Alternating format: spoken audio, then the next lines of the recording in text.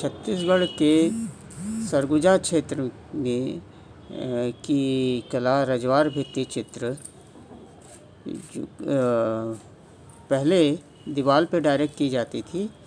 कालांतर में इसका बोर्ड में निर्माण किया जाने लगा, जैसे MDF board, ply board, hard board और साधारण लकड़ियों पे भी इसका चित्रांकन शुरू कर दिया गया।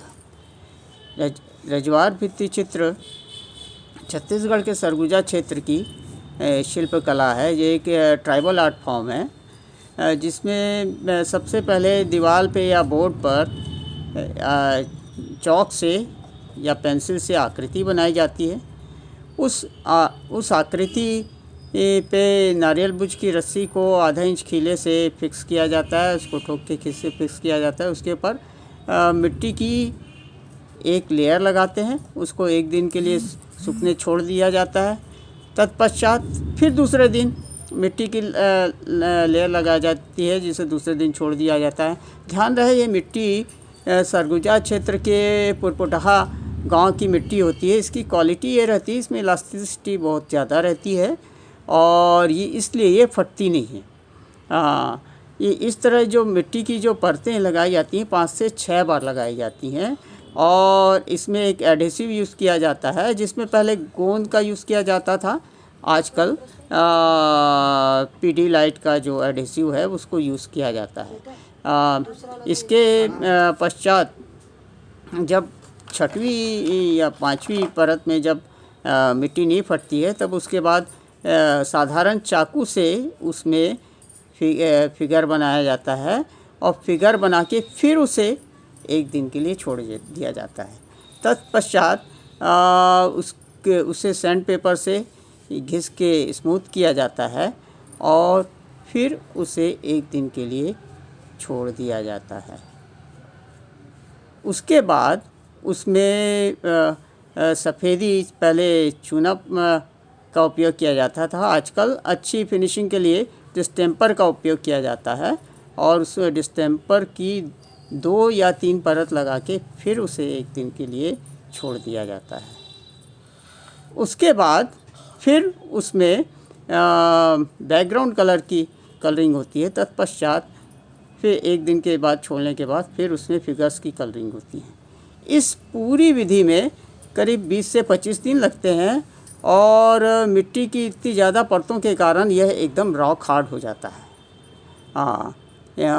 इस विधा की जो प्रमुख हस्तियां थी, श्रीमती सोनाबाई रजवार और आत्मादास जी मानकपुरी, और ये जो वीडियो में परिलक्षित हो रही हैं वो प्रतिमा डहरवाल हैं।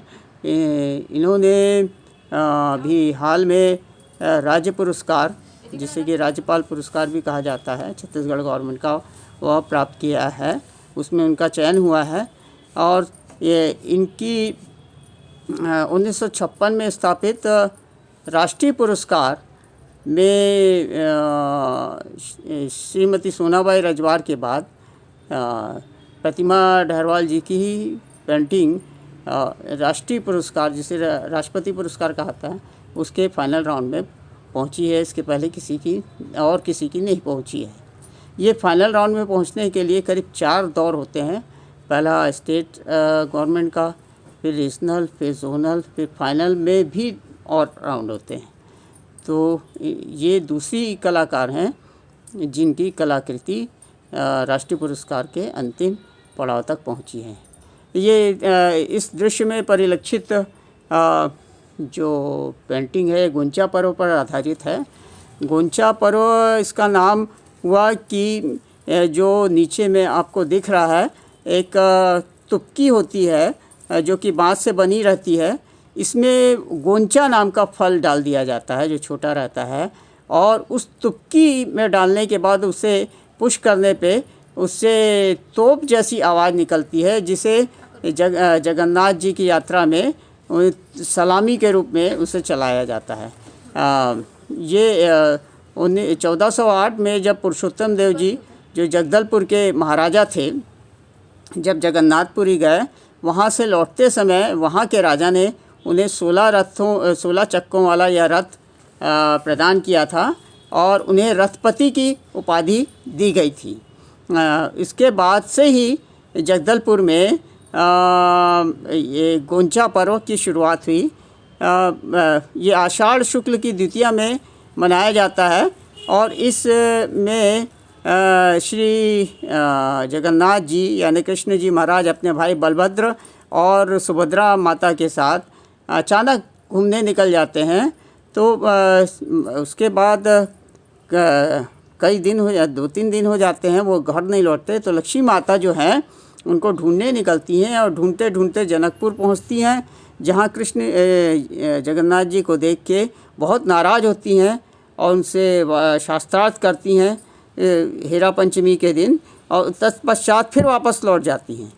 और दशमी के दिन जब वापस जगन्नाथ जी अपने मंदिर पहुंचते हैं तो लक्ष्मी जी दरवाज़ा बंद कर देती हैं और वो बहुत नाराज़ होती हैं। उसके लिए वो कपाट, दरवाज़ा बंद रहता है जिसके लिए कपाट फेड़ा का एक पर्व होता है, और उसके बाद उसमें भी शास्त्रार्थ होता है। शास्त्रार्थ के बाद दरवाज़ा खोलती हैं, तत्पश्चात जगन्नाथ जी को मंदिर में प्रवेश मिलता है।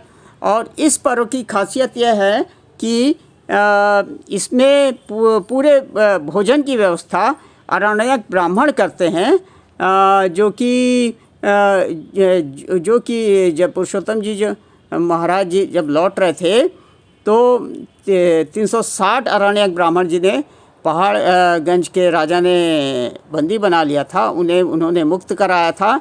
तो पुरुषोत्तम जी ने जगदलपुर के पास 150 गांव में उनको स्थापित किया था। तो उसी का ऋण स्वरूप हर साल इस पूरे पर्व के भोजन की व्यवस्था ये अरण्यक ब्राह्मण 150 गांव के किया करते हैं। और इस रथ यात्रा में एक व्यक्ति बड़ा ध्वज लेके निकलता है, जिसमें उड़िया भाषा में हरे रामा हरे कृष्णा लिखा रहता है, और उसके सामने में युवक और युवतियाँ गौर मारिया डांस करते हुए चलते हैं। यह इस प्रस्तुत पेंटिंग की एक छोटी सी कहानी है और रजवाज की भी संपूर्ण कहानी है। आशा है आपको पसंद आएगी। धन्यवाद।